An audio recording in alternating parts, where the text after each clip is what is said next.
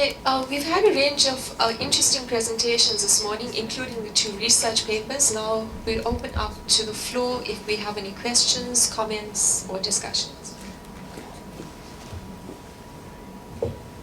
Thank you very much for some very interesting talks.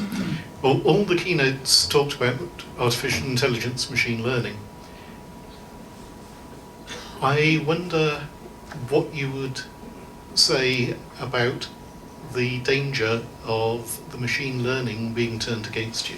If you automate your defences, then I'm sure that, if not I, then somebody cleverer than me could come up with some way of perverting your training, putting in fake information, putting nasty things around all your legitimate transactions so that you start denying valid activity. And if you can propagate that across the world in only seconds, then are you just going to close the internet? Can I give it a go? Thank you for that. In fact, strangely enough, while I sifted through the 5, in hindsight, sitting there, I was thinking, oh goodness, I think Pradeep actually covered mobile and to some extent blockchain. It would have been more interesting to start talking about some of the vulnerabilities with AI and machine learning. Interestingly, I think you're absolutely right. I think that in the past, getting the data would be the modus operandi of hackers. With machine learning and AI, that changes. So if I could feed it data, and I could feed it false data, let's go back to the example of biometrics. We could see in some of the systems that if you could feed it incorrect data, you could get access to multiple systems. I suppose the second thought would be that whereas machine learning just doesn't focus on structured data, it could equally focus on unstructured data. So you could train the program, you could feed it in the testing phase.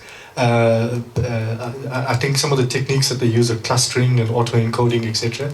If you feed it incorrect means of being able to assess these things, you come out with a completely different set of results.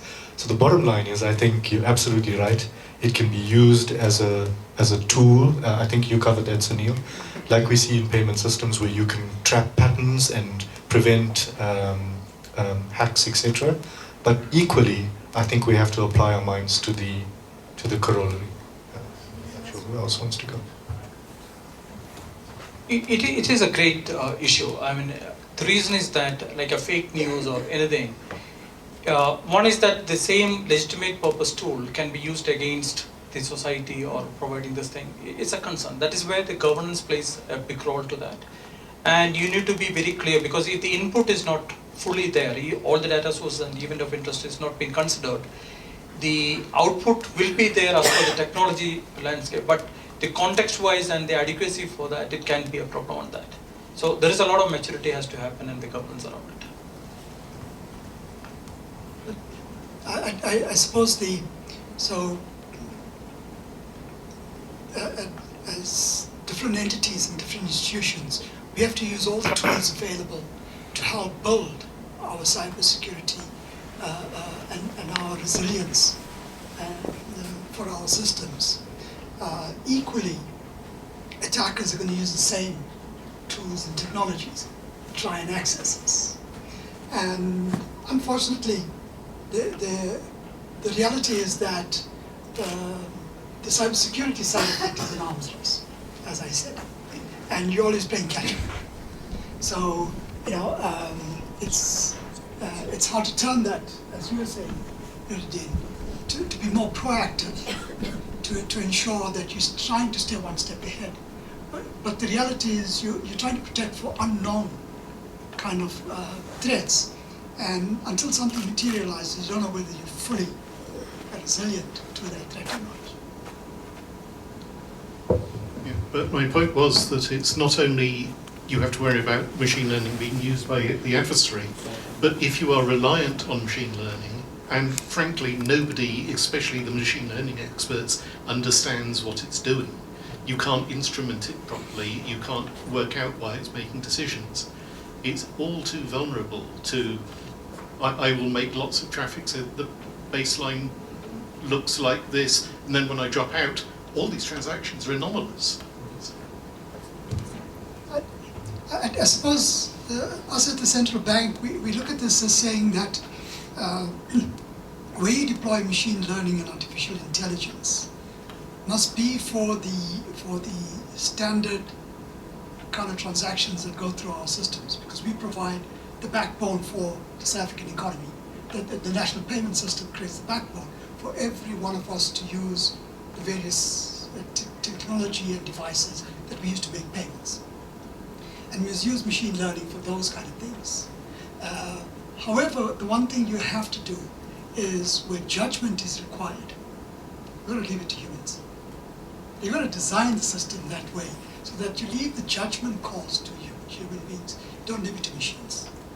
And therefore, we are looking at it from a central bank point of view to say, how do we use machine learning, artificial intelligence, to give us trends, to give us analysis, but then leave the judgment calls to human beings. I think my contribution to what has been said so far is there's a big or huge realization at the moment, which is the fact that as technology is evolving, as technological concepts are emerging, vulnerabilities are also evolving, weaknesses are also emerging. So there's no matter how good a technology concept is, machine learning, the big five, and no matter how good they are, some people are also thinking about to get into it. Not for good reasons, for whatever reasons they have. So as much as we are preaching that we're advocating that people should be proactive, you can't predict what is coming at times. You just have to wait for it to come and then you decide how to go. So in terms of, be it machine learning, be it any other type of technology emerging or concepts emerging, it is a constant. I was reading an article recently, and the author of the article was talking about the big 4I discussion everybody's talking about now, and he was saying technology security shouldn't be considered. But someone responded to that post and said, as technology is emerging, security is also emerging. So security might not be a new trend like the artificial intelligence, machine learning, but it's a trend or technology issue that is continuously evolving. Hence, it is also considered a contemporary discussion or topic of discussion. So I think it's something we'll continuously face. We can't run away from it. Are there any further questions?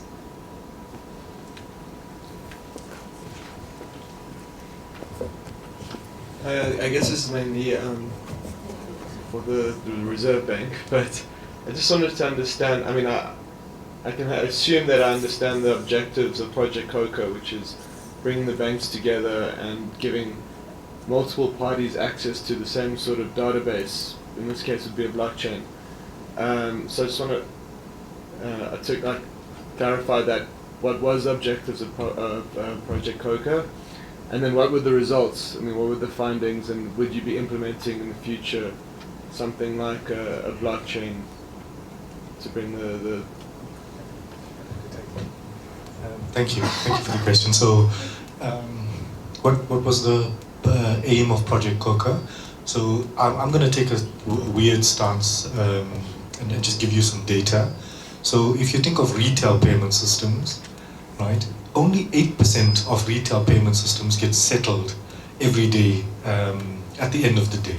92% of the value in the economy, about 350 billion rand, gets settled in SAMOS, the high-value payment system, every single day. You can just imagine that although it's small volumes, but large values, 350 billion a day, right? The dependency on that system is a no-brainer. You cannot do large value payments over 5 million rand without SAMOS. That's just a fact. So the thing that we wanted to see as the SARB was, given all this hype around, can you still hear me? Yeah. Given all this hype around blockchain, would it be possible to allow banks, given that the tokens that we put out to them, they would then acquire, could they do these transactions without SAMOS, without a central bank? And the answer to it is yes, they can. All right, that's what we found through Project Coca. So yes, you can. Once we tokenize the rand, which is what we did on Project Coca, the tokens can then flow between these participants, these 7 nodes, 7 banks participated, without actually the SARB participating in it, right? the question that you're then asking is, all right, so what? Why don't we then move the SAMOS system, which is a centralized system, to this decentralized network? What we did in Project Coca is took a BIS analytical framework that assesses the safety and efficiency comparisons between two systems, normal centralized systems and blockchain. And when we looked at the 36 odd questions, whatever it was, we could not at this stage demonstrate that there's a greater safety benefit of moving to a decentralized blockchain network, or that there's significant efficiency benefits in moving to it. So at this stage, it was to inform us practically as to how a blockchain works.